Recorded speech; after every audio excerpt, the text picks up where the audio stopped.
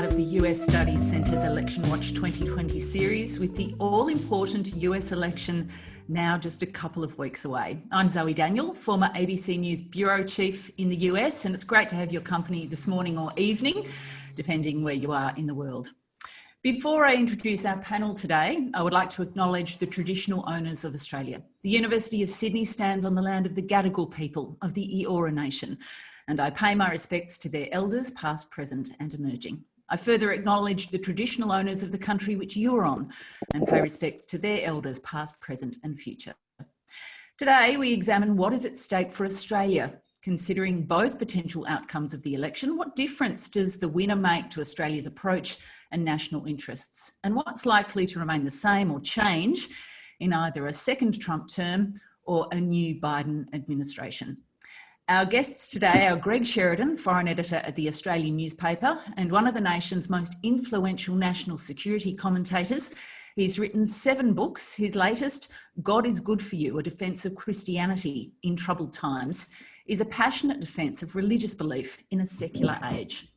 And Professor Simon Jackman, who's been Chief Executive of the US Studies Centre since 2016, and before that was a Professor of Political Science at Stanford for 20 years.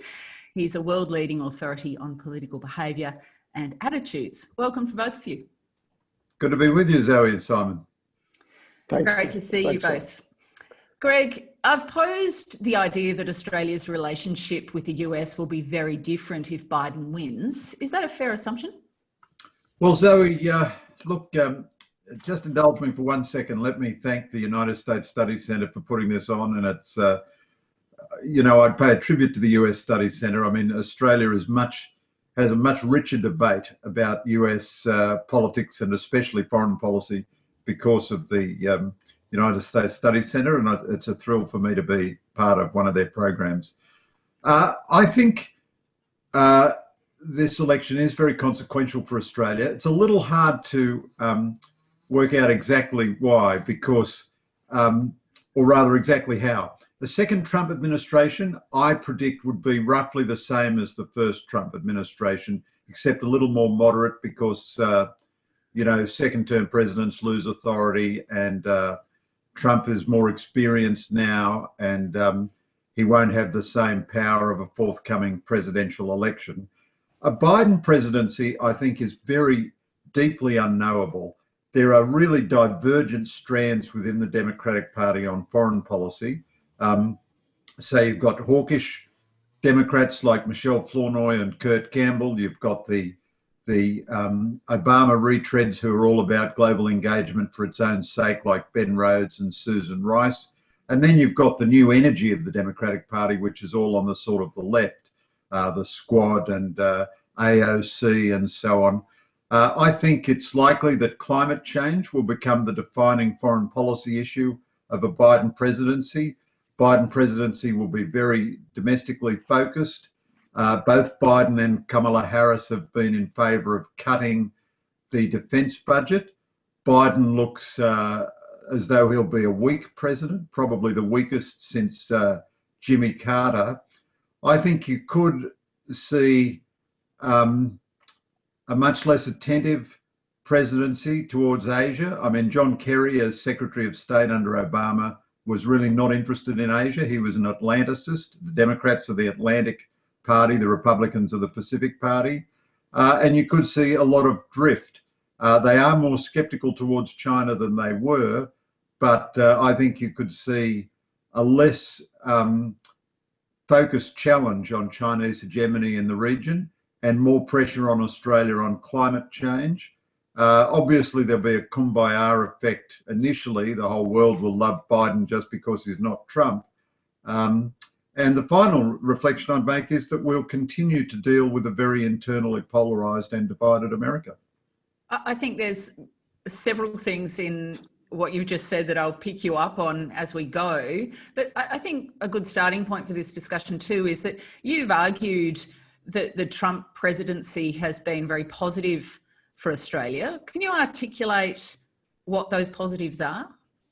Sure thing. I think the piece you're referring to probably had a headline which went quite a lot further than the actual piece itself. So Zoe, if you again would indulge me just 15 seconds of autobiography. At the last election, I was a never Trump conservative. I regarded then and regard still Trump's behaviour and the way he speaks as completely unacceptable in a modern president. And at the last election, it doesn't matter what an Australian columnist writes, but I just regarded Trump as totally unacceptable as president and damaging to Western civilization. Now, over the 4 years of his presidency, though, I've really striven to look at what he actually does as opposed to what he says. I still find what he says very objectionable. I was speaking to an American Christian friend just a couple of days ago who said to me, I wouldn't let him babysit my children. I wouldn't have dinner with him, but I'd vote for him against Joe Biden. And I think that's the way a lot of American Christians feel. And to some extent, that's the way Australian foreign establishment feels. What has he done that's been good for Australia? He's got a bigger defence budget than any Democrat would have. And you could almost say the single variable that is most important for Australia in any president is the size of the US defence budget. Prior to COVID, he had cut taxes and deregulated and produced a very strong economy. That's good for the world. That's good for America's power, because Trump, John Bolton in his book, which is very critical of Trump, argues that Trump nonetheless understands that strategic power arises out of economic power. And so Trump had got the economy moving very, very fast. Thirdly, he has been a good president for us in bilateral issues. So he honoured the refugee deal to take asylum seekers from Manus Island and Nauru, who Australia was refusing to take, even though he thought it was a terrible deal. He applied aluminium and steel tariffs to all manner of American allies, but not to Australia. He's gone ahead with Obama's marine rotation in the Northern Territory, even though it was Obama's program, and he's increased that. So both military and intelligence sharing has gone on.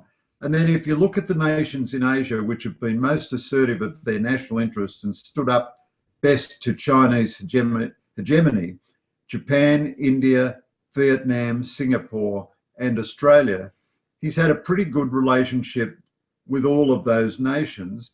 And finally, he's developed the quadrilateral security dialogue to a level it's never been developed at before. And Mike Pompeo has spent a lot of time in the region, and Trump himself has had one or two big trips in the region. Now, take that all together, that doesn't wipe out the bad things that Trump does, the way he trashes alliances and so on. One of the big negatives about him is that he trashes multilateralism. I actually don't think multilateralism is as important to Australia as all those bilateral issues. So if you take all those issues together, there is a case for Trump as well as a case against Trump. I think the comment from the person you were speaking to that they wouldn't like to have dinner with him is interesting. I would absolutely love to sit down and have dinner with him. I think that would be absolutely fascinating. And, you know, someone who's observed Trump very closely and rather than seeing sound bites has sort of sat through hours and hours of Trump press conferences, for example. I think you get a lot different nuance and perspective when you actually listen to him in greater detail than just sort of the nightly sound bites that we tend to see. Lots there again, but Simon, I'll bring you in on the changes that we might see in Australia. I mean, what do you think the sort of headline things are to watch if there's a change of administration? I think, look, I agree with a lot of the lay of the land that Greg laid out, and let me thank him, by the way, for his very generous comments about the study centre at the top there, Greg. Thank you so much, and it's great to have you with us. I think the single biggest thing has to be China. It is the single biggest issue in the government-to-government relationship at the moment. The single biggest thing that our foreign policy and defence officials are talking to the American counterparts about, and increasingly law enforcement as well. You know, when it comes to counter-espionage and defeating foreign interference and things like that. So where the United States under Biden goes, I think is incredibly important. I don't think it is as quite up in the air. There are a few key appointments, and I agree with Greg's got the terrain. I think his reading of the personnel and the possible divisions inside a Biden administration are things that we're tracking enormously closely at the center ourselves. I think on balance, though, we remain convinced that the mind shift that in American strategic thinking that is and will be a Trump legacy is here to stay, number one. And really the issue concerns the MO, the way that translates into policy under Biden. I tend to think the Hawks will probably have more power than the Doves, although I do concede that there is some uncertainty there, and in particular, the pace at which that translates into policy. That leads us at the study center to conclude that probably in the short term, policy status quo is probably what we ought to expect.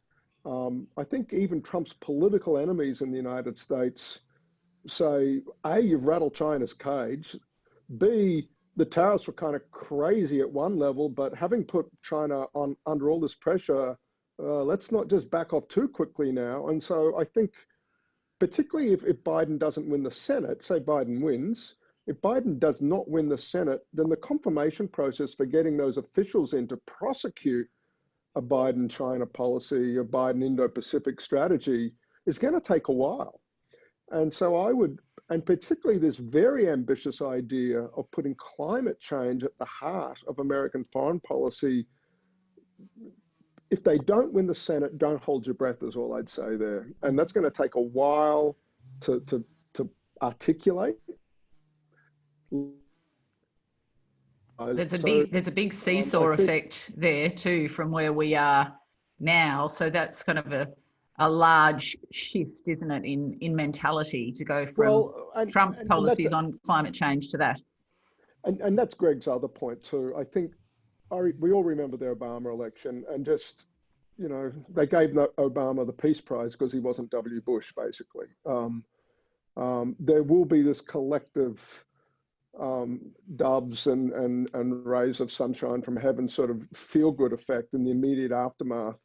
But, you know, part of our messaging at the study center at the moment is to inject a bit of realism into, say Biden does win, and even if he wins big, there is just this natural policy stasis kind of built into the way American transitions work.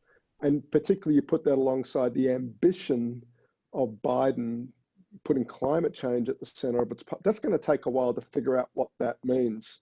And so I think that's the single biggest thing that at a government level we're focused on. I think in civil society though, for ordinary Australians, this aspiration about climate change is extremely interesting, and perhaps away from the security foreign policy side of the ledger, how that plays out in the American domestic economy. There are, in fact, actually many parallels with the initiatives announced by the Australian government about strategic investments, in particular renewable technologies. If Biden even gets halfway to the investments he's talking about in climate change, $1.7 trillion over 10 years, there are tremendous commercial opportunities, frankly, for Australian interests across the board. That will be a monumental thing. And again, I think so much depends on how much of the other political institutions he brings along with him as to how much of a reality we get to see out of what is this incredible aspiration at the moment. Greg, just speaking to the sort of things that you listed in regard to Trump's positive achievements, has prosecuting the position that you have over the period of the administration been a lonely place to be? No, Zoe, I couldn't claim that.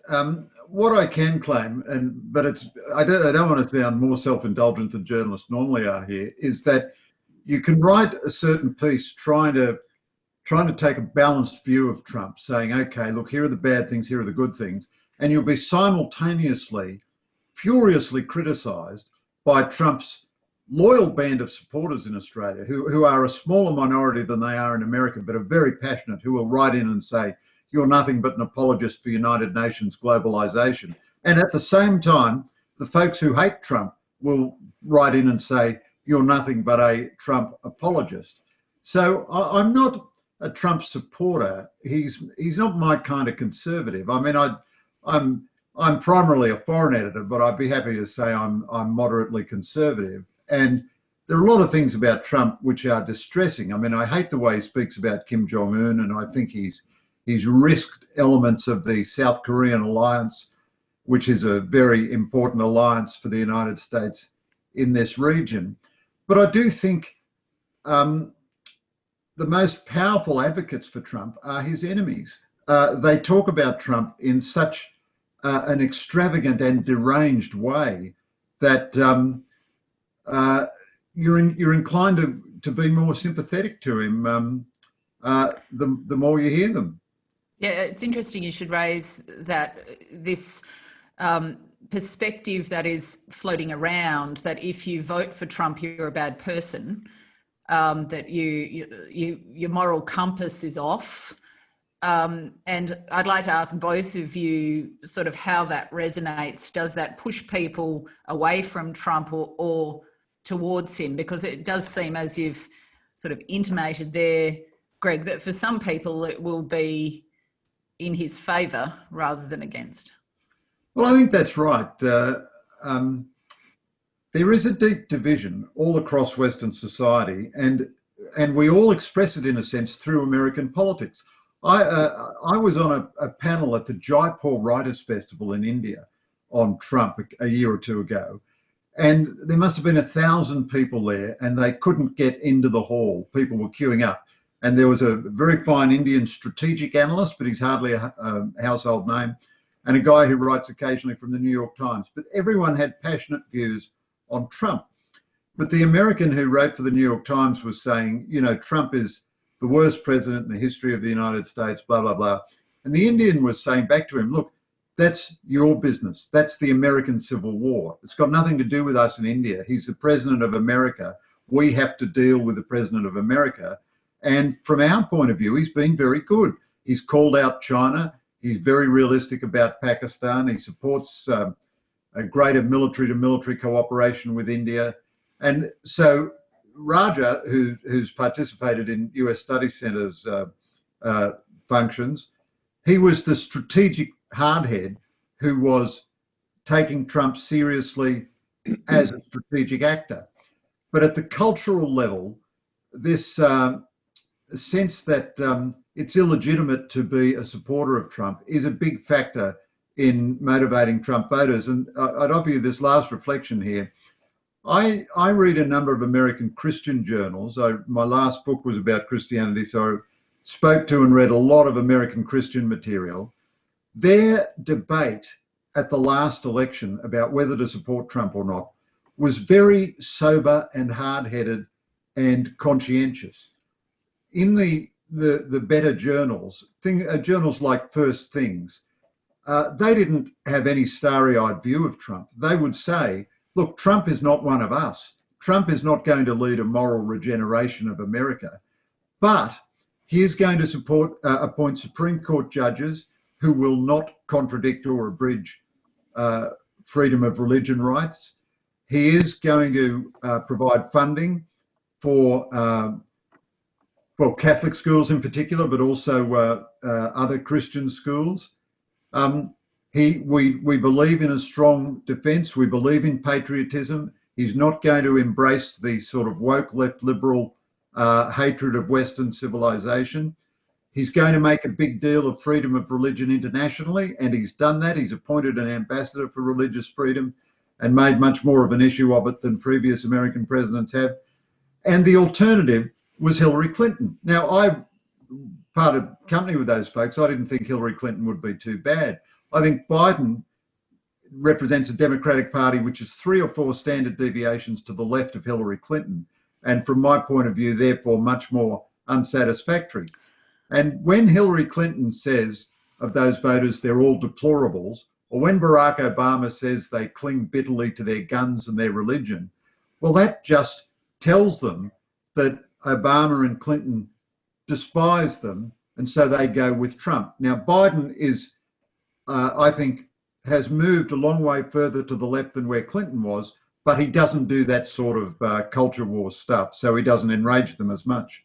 So what you've just said, though, about particularly the Christian community and the evangelical Christian community who supported Trump in spite of their misgivings about him, doesn't that go to the exact criticism of those who are saying, well, people who support Trump swallow their ethics on various things in order to win, just so their niche needs are met? So in the sense of evangelical Christians, the Supreme Court, religious rights, abortion, for example, even though, you know, in their heart of hearts, they don't support the way that he behaves, the language that he uses, etc.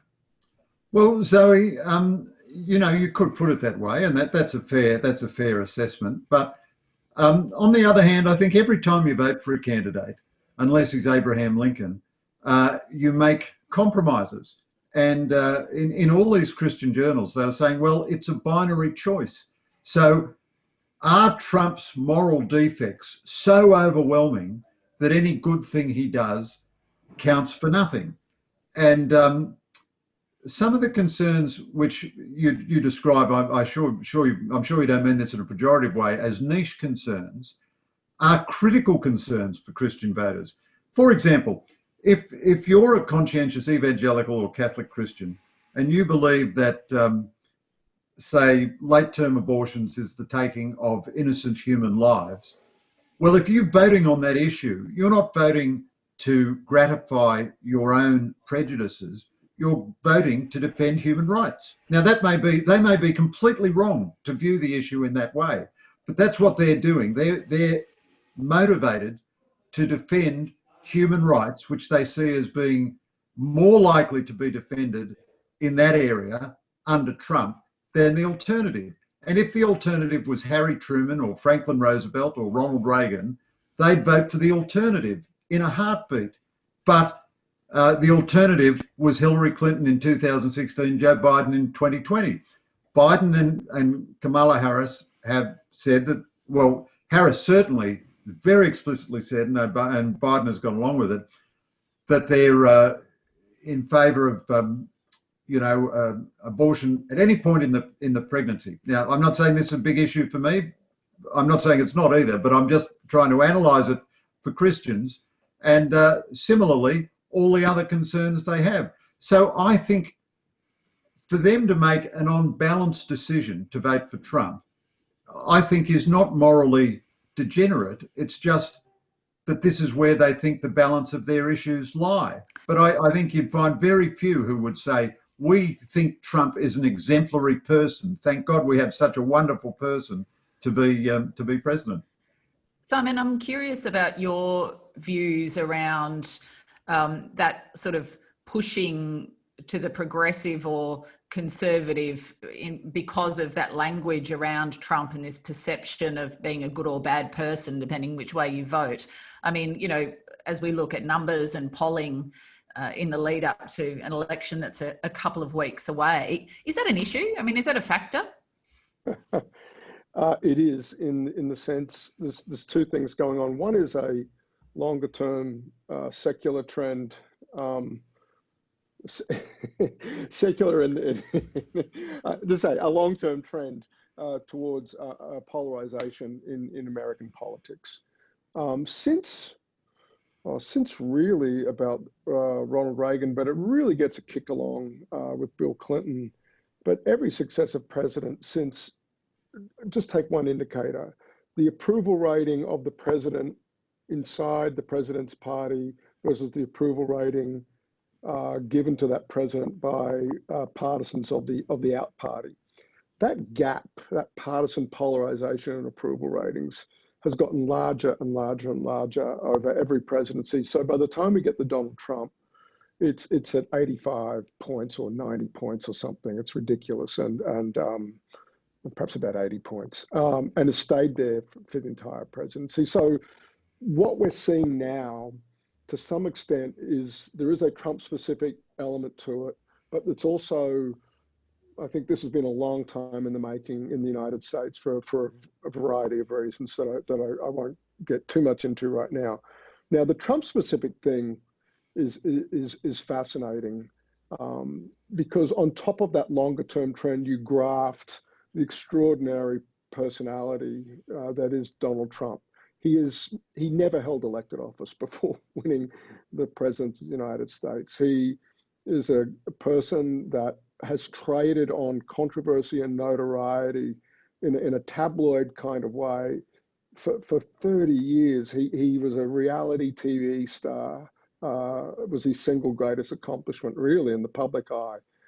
Before And it still is. Yeah, right. And you've put that kind of a character, the way that that person instinctively doesn't even have to think about it. It's just in his DNA at this point. Wakes up in the morning from that first moment of consciousness, and from all accounts, the guy sleeps 3 or 4 hours a night or something.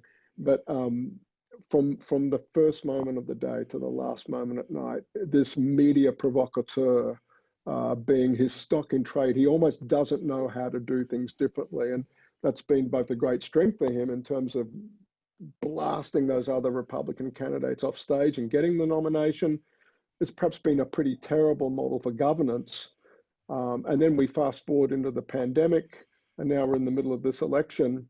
And what Trump has just riled so many people up on both sides of politics. The last election, Zoe, 2016, we had historically high levels of undecideds as the American public tried to make up their mind between two candidates with historically high negative ratings. And so a lot of people, even this close to the election, were still saying they didn't know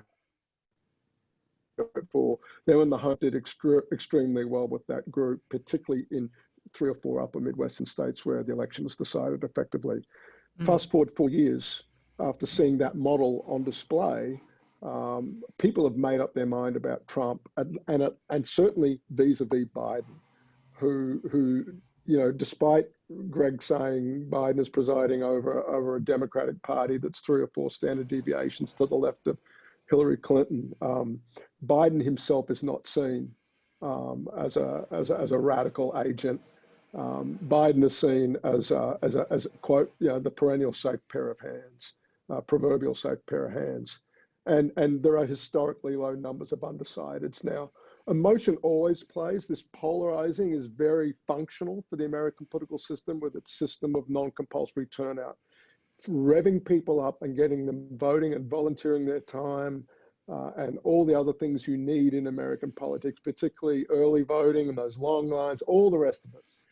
The level of personal commitment and fire in the belly is just at another order of magnitude above what we see in Australian politics. Trump has both been the beneficiary of that, but now I think precisely because of his hostility and the visceral reaction to his record as president, I think it's turning around, and part of why you're seeing these incredibly long lines. People can't wait to vote against him. And yet you sent me some numbers a few days ago Yes. around potential margins of error. And I think, it's kind of been well stated that there've been some improvements in the way that polls are being done in the intervening years between 2016 and now. But, can you just give us a snapshot sure. of that? So this is work that we first put out at the Study Centre. We put it out and we had a piece in the Australian on it about a month ago now, but something I update literally twice a day. And it's the following. You take these sort of Nate Silver type methodologies that I helped develop back in my earlier years as a political scientist, these poll averaging algorithms, if you will. You look at their performance in 2016, state by state, and you take exactly the same methodology and apply it to the 2020 data stream. And what do we see?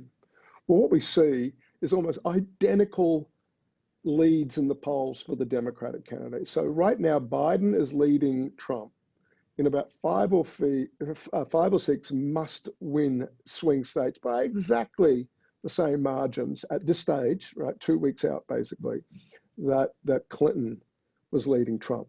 And my only point is to say, given the tractor tire marks I have on my back from 2016, with Me how too, Simon. We all do. Yeah. But in particular, the point being, boy oh boy, if you are right now confidently predicting a Biden win on the back of these poll averages, you are essentially signing up to the following: the polling industry has got its act together after 2016, and I don't know that for a fact. I suspect it'd be hard for them to think they'd be doing worse than they did in 2016. But a sort of I think our confidence, at least, might be the more modest way of putting this point. Our confidence that Biden is cruising to win here, I think, ought to be really, really tempered by the bitter experience for those of us who are taking the data at face value in 2016. Yeah, just a quick anecdote on that. I was traveling in Western Pennsylvania and Ohio at about this point before the 2016 election. And of course, Hillary was up in Pennsylvania by, I think it was 5.6 points or something akin to that. Yet everyone that we were speaking to was voting for Trump. So for me, that's the seed of doubt that's constantly in my mind of not making assumptions. Let's bring it back to the Australian situation. Greg, I have an audience question saying that you've asserted in recent columns, one of which I read, that the Australian national security community would favour Trump, or at least be sort of at ease with a Trump presidency. This question is suggesting that that's untrue. Do you kind of stand by that assertion? Sure, but let me add an I got Trump anecdote wrong. I got Trump wrong anecdote.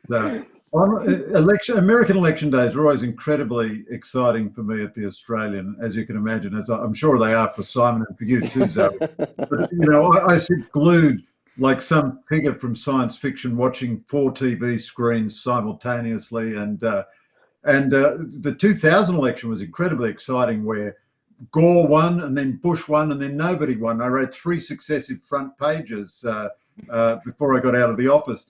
And last time, I offered to one of my editors 2 prospective pieces. I said, look, I can do a piece for you about what the first 100 days of Trump would be like, or I can do a piece for you telling you that Trump can't possibly win. This is all over. It's done and dusted now, because Hillary couldn't win the popular vote by the amount she's going to and lose the Electoral College. And my editor said to me, oh, look, well, don't do the Trump piece, because that'll be meaningless an hour after the election is finished, because Trump will have lost. So write the Hillary's got this, you can take it to the bank piece. I wrote that, the paper put it on the front page, and then the next day I had to write a subsequent front page groveling apology to my readers saying, well, boy, did I get that wrong, and I had to fess up immediately on the front page. So, take everything I say with that amount of confidence in my track record as a predictor. But Zoe, on that piece, so I didn't assert that the national security establishment has a clear pro-Trump bias. What I said was, I can almost give it to you verbatim, Trump may be better for Australia. That is a widely, if semi-secretly held view in the national security establishment. Now, the Australian national security establishment is full of very hard-headed people. They can see all the negatives about Trump. They can see all the positives. Same with Biden. There's a very strong case to be made in favour of Biden. He'll restore the American system. He'll appoint competent cabinet secretaries. They'll get on with the job. They'll run the thing in an orderly way, and so on. There is also a danger that Biden will be a retread of the very ineffective second Obama term. And I think the idea that he's going to make climate change the heart of his presidency sends chills through Canberra. I mean, Barack Obama viciously sandbagged Tony Abbott at the Brisbane G20 meeting with a very, very partisan climate change meeting speech, which he didn't tell Abbott about in advance. The administration did not tell the Australian government about in advance. Now, the Abbott government had been the most helpful government in the world to Obama. They'd offered troop support in the Middle East, everything else. And Obama kicked him in the guts for the sake of another media op. just for the sake of another media op. And then, of course, Biden's own record in the Obama administration is pretty poor. You read Robert Gates' memoir. Gates, a very fine defense secretary, and he wrote, I think, one of the very best cabinet secretary memoirs I've ever read. And he says, Biden is a lovely bloke, but he's got every single strategic matter wrong over the last 40 years, and not a single issue that he's got right. And Gates has a lot to back him up there. I mean, most recently, Biden opposed Obama taking out Osama bin Laden. And then you look at Bob Woodward's books on the Obama presidency, and he says very explicitly, when Biden started talking at National Security Council meetings, he would often lose his train of thought. And people got so impatient with him that the president used to cut him off quickly. Now, this is not a model of a president who is a natural fit for the Morrison government in Canberra. Having said that, just to sort of question that a little bit, though, is that a lesser of two evils kind of situation? I mean, Trump is a pretty outlandish president, as we know innately. You've sort of put forward the view that perhaps we'll see a more stable second term of Trump. Yet you mentioned John Bolton, who spoke to Simon a couple of weeks ago, and he actually put the reverse point of view that, in fact, the second term of Trump could be more chaotic because he doesn't have to face re-election. So he's kind of off the leash. So then part of me says, well, is the preference for a continuation of Trump doing outlandish things, or for some sort of more boring approach under Biden, even if it's not as perhaps decisive as a Trump administration is? So the reason I was outlining those thoughts about Biden really was to answer this question about what the national security community in Australia thinks about the alternatives. And I'm just making the point that they think that there are potentially a lot of negatives with Biden and potentially a lot of positives. And it's quite unknowable. These are two candidates whose term in office is quite unknowable. Biden is plainly lost his cognitive fastball, and the critical thing with Biden will be who he appoints. Mm-hmm. So the nature of his presidency, personnel will be policy. Now on Trump, so I've read Bolton's book. I know Bolton a bit. I've interviewed him in the past, and it's a very powerful case against Trump. Very powerful case. Although again, if you read the Woodward book on Trump, the latest book, Rage, and if you read Biden's book, what Woodward disagreed with in Trump was two things. He disagreed with Trump's failure to get organised. That's important. And Bolton is very critical of what he calls the axis of adults who came into the Trump presidency at the start and tried to frustrate Trump, whereas they should have tried to give effect to Trump's outlook and political vision. It's interesting too, Woodward's treatment of Jim Mattis's resignation from the Trump administration. Mattis resigns because Trump takes some troops out of Syria. But that is what Trump promised to do. This is democracy, after all. Trump was elected president, not Mattis. And Trump promised to take troops out of the Middle East, and he kept his promise. And that's why Mattis resigned. Mattis didn't resign because Trump uses foul language or sometimes doesn't pay attention to his presidential daily briefing. But I would disagree with Bolton in Bolton's proposition that the second Trump term will be more extravagant than the first. And a lot of the national security establishment in Canberra also have this view. Trump will be fully constrained, as he is now, by Congress and the courts. The Republicans are certainly not going to win back the House of Representatives. They may hold the Senate. If they do, it will be on a knife edge. He will be further constrained by the desire to avoid impeachment. Trump does not want to be impeached, and if the Republicans lose the Senate, that becomes a slightly greater possibility. Also, every second-term president I've ever covered, and I've been following them very closely for 45 years, has been less powerful in his second term than he was in his first term, partly because he can't threaten anything about the forthcoming election. Now, I think also Trump will want to avoid jail and criminal charges after he leaves office, and he'll want to build a legacy and he'll want to build some goodwill. Now, of course, it is quite possible that Trump will go bananas and be crazy.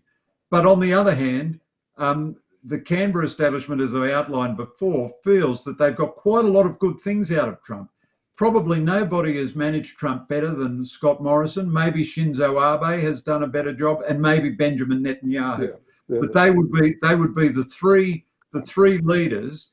Now, we will not have as privileged a position with a Biden administration, which will be loved. All these Europeans who hate Trump will love Biden, and they'll be competing for his attention, and he'll be putting on state banquets for them. Whereas Trump hardly has a really close friend internationally, and Scott Morrison is one of those.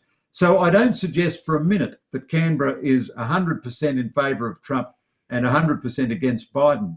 But there is a widely, if semi-secretly held view, which is what I said in my article, among national security people, that on balance, Trump may well be better for Australia.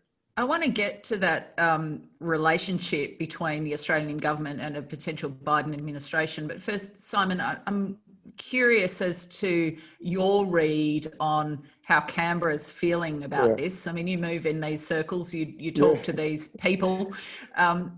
Is Greg right? Yeah. In the main, you've got to be able to hold two ideas about Donald Trump and the United States at once, and maybe even more than two. And one thing that Donald Trump has done, I mean, we can give him praise, as Greg did, for getting the Quad going and all this sort of stuff.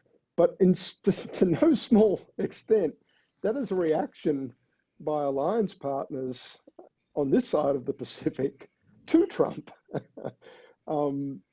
The Australia-Japan relationship, for instance, under Trump, has tightened up immeasurably. John Lee describes it as an alliance in all but name only now. I would probably share that assessment. Trump has blown, you know, they say there are no China doves in Washington or Canberra anymore, but there are no alliance sentimentalists either. One thing that both what's happened with respect to China's progress under Xi Jinping and what's happened with the United States under Trump is that it has prompted, I think, sort of a new quiet, but a new steely-eyed determinism in Australian strategic affairs, broadly thinking. The DSU, the Defence Strategic Update, us accelerating our trajectory to 2% of GDP on defence spending. The Australian government will never buy billboards by saying China made us do it, or our sort of this volubility out of Washington is making us do it. But those are important factors, number one. But number two, I think it is in the US interest too, by the way, that there be this greater, we have different words for it, resilience, sovereignty, capability, self-reliance, autonomy in not only Australian strategic thinking, but our capabilities and relatedly our resolve. And I think above all, that's what Trump has done. I think that would be the biggest thing, sort of a change in the mindset and sort of a bit more spring in our step strategically and perhaps even operationally, number one. But number two, also, sorry to interrupt, we've had, you know, media is one that's had to become more nimble under Trump, but also government, diplomats have had to sort of shift the way that they interact, come up with new approaches because the administration is different, not the usual. So would people be, and by this I mean government, be feeling a little bit nervous about the prospect of reverting to something more traditional, where you have to go through official channels to interact? So exactly. So two things on that. One is, I think there is a version of a second Trump administration where the high volubility was the first 2 years, and it's now a little more settled. On the other hand, Trump is furious with China over COVID, and perhaps even in the lame duck, should he lose or in a second term, what might a Trump and to use Bob Woodward's title, rage, and enrage Donald Trump do with respect to China. I think that's a sort of a short-term to medium-term question to grapple with. So there's that. On the other hand, Biden. Okay, so yes, I think there will be a lot of love displayed back to alliances more broadly, but I don't think we should underestimate the earlier point Greg and I were both making.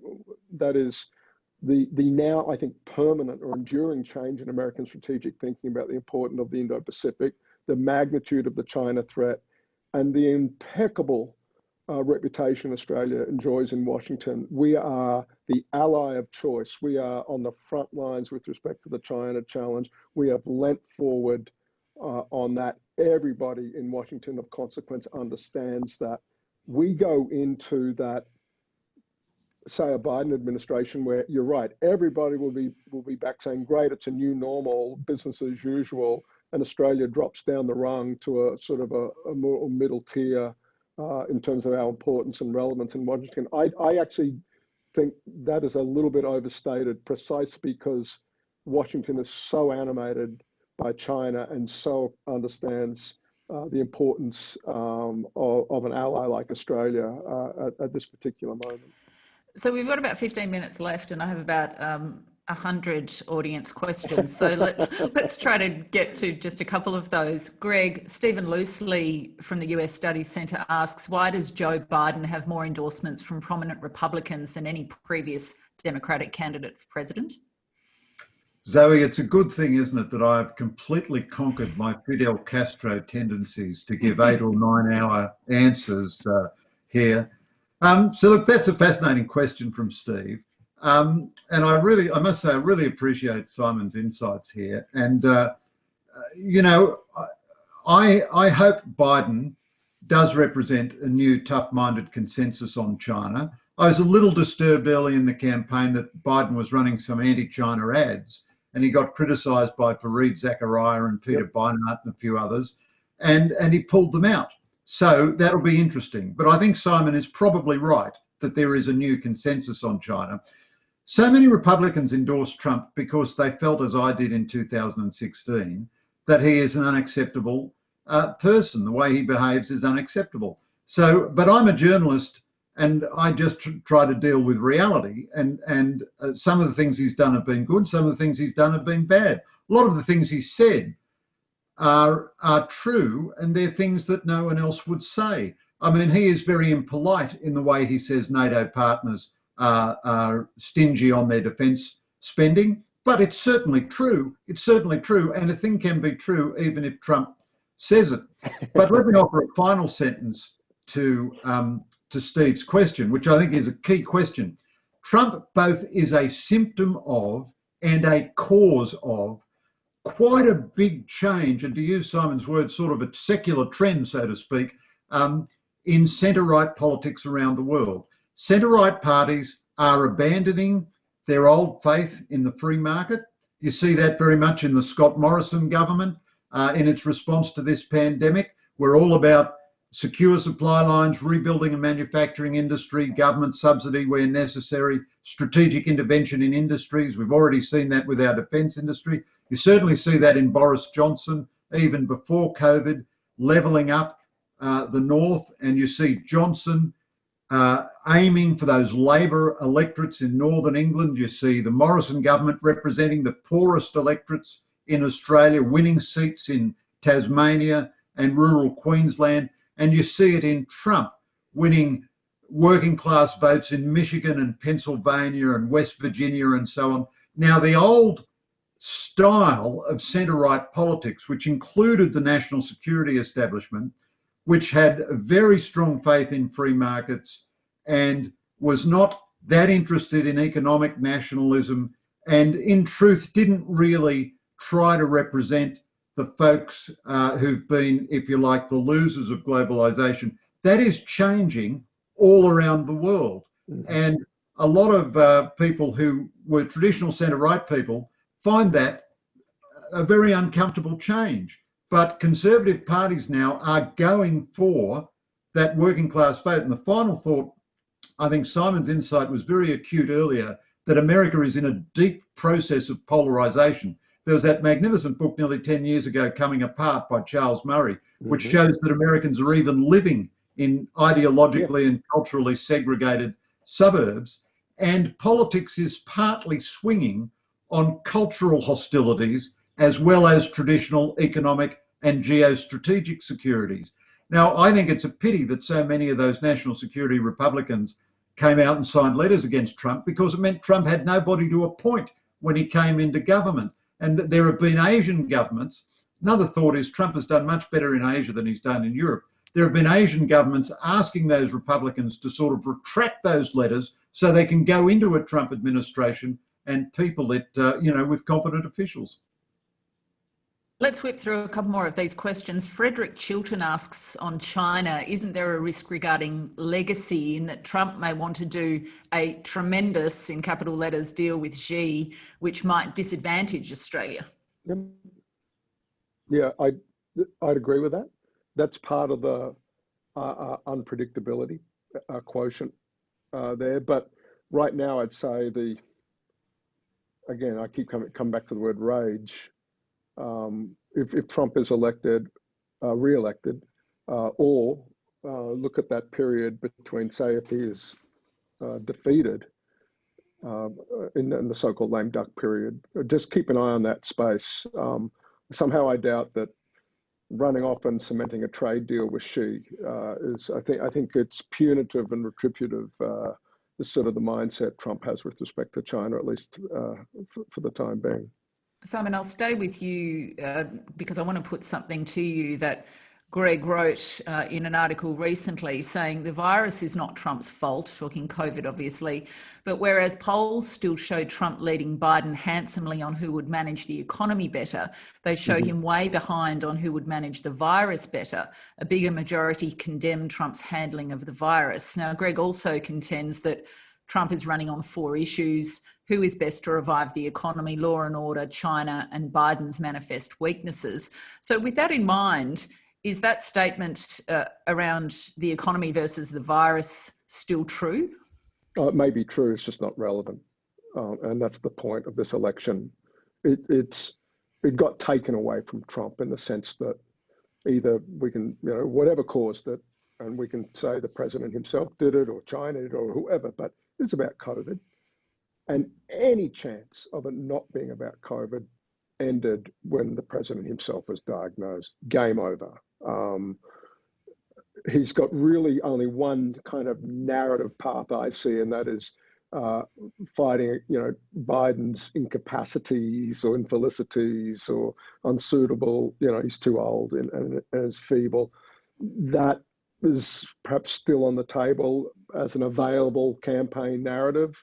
But this idea that I can rebuild the American economy just like the economic management I displayed over the first three years of the presidency, that no one's receptive to that narrative. No one's whose vote is up for grabs, at least, I think, is receptive to that narrative. It's interesting, isn't it, that it took a global pandemic for Trump to lose control of the conversation, because he's otherwise had control of it largely for the last 4 years. It's already something where everybody's starting to that style that I alluded to earlier. Ultimately, reality intercedes, and the ability to just disrupt your way through a crisis, even through engendering another one. The real world magnitude of the virus and the response to it seems to have overwhelmed Trump's prodigious abilities on this score. Greg, another audience question. Dimitar Beberu asks, why does Australia blindly stick to the USA, which is going down, when we're so close to Asia, which is going up? Why are we so obsessed and interested in the United States? Well, that's a great question, but let me offer just a one-sentence thought on the last COVID topic. I agree absolutely with Simon on that. And before COVID came along, I thought Trump was very well positioned for re-election. Nothing was inevitable, but I thought he was very well positioned for re-election. The economy was going so well. His approval ratings were high by his standards, about 47%. And I even saw David Axelrod on CNN at that time saying, yeah, he thought Trump would be re-elected. And what has astonished me is how clumsy Trump has been in his response to COVID. He hasn't been as bad as the Democrats claim, but he has been very, very clumsy. And it's also astonished me how clumsy he's been in this campaign. I think he hit his straps in the last few days, but I thought his tactics in the first debate were terrible by his standards. They just were ineffective. They didn't put Biden under any real scrutiny. Biden didn't have to string the two sentences together because Trump interrupted him every time he began. So, but I think Trump has got his groove back in the last few days. So it'll be fascinating to see. And also, even though he's doing this in a COVID unsafe way, there is always something about the energy of a candidate. Biden was at home resting for a day this week. He took a whole day off campaigning, 16 days out from an election. Trump, as usual, was having his 68,000 events, 4 million tweets, going bananas. He is certainly a high energy candidate. I still think Biden is well ahead, and I'm not suggesting Trump is going to win, but I'd agree it's uncertain. Why do we stick with America? We stick with America because it's overwhelmingly in Australia's national interest. The United States is by a vast distance the biggest foreign investor in Australia. So our economic relationship with the United States is bigger than it is with any other nation. Trade, especially the sort of bulk commodity trade we do with China, is very impersonal and does not involve deep level of trust, whereas investment, putting your dollars subject to someone else's law and then putting their dollars subject to your law, that's very big. Secondly, we are a nation of 25.5 million people in a region which has the most populous nations in the world. China at 1.4 billion, India at 1.3 billion, Indonesia at 250 million. It is also a region which has a burgeoning defence spend all across the region, which is going to host, 60% of the world's submarines within a few years. We've seen double-digit growth rates in Chinese military spending every year for the last 20 years. The great strategic discontinuity in our time has not come about because of Donald Trump. It's come about because of Xi Jinping, who has changed fundamentally the geostrategic, political and social trajectory that China was on.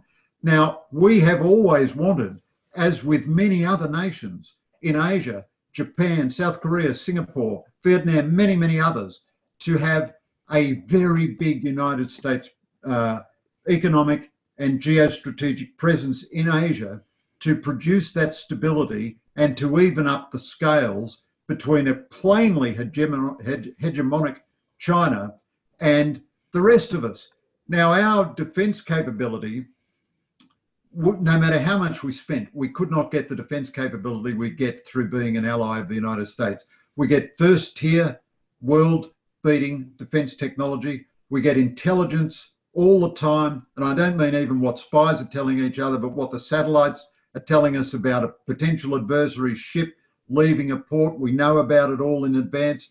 And then the final point I'd make, although there are a million others, one of the many ways that we have influence in Asia is because of our influence in the United States. So Indonesia, where I've spent a great deal of time, has almost no traction in the United States. It doesn't have a diaspora community. It doesn't have big industries. When it wants to get something done in Washington, one of the key assets it has is the Australian embassy and the Australian government, because our status as a close US ally means we can go to the President, the Secretary of State, the congressional leaders and say, look, to help us as an ally, we need you to do this for Indonesia. Now that's a crude way of expressing what is a subtle and pervasive element in Asia. Asia is not interested in post-sovereignty notions of multilateralism or anything else. They understand power, and they understand that we are very influential with the biggest power in the world. That is a huge asset for us in Asia. So it's never a choice between Australia. Do you go with America or do you go with Asia? And the final point is we're not shy of disagreeing with America. The Abbott government joined the Asia Investment Infrastructure Bank run by China against the wishes of the Obama administration. Malcolm Turnbull revived the Trans-Pacific Partnership with the Japanese after Trump turned away from it. We're part of the Paris Accord. The United States is not. So there's no, I think, it's just not true to say we always go with America.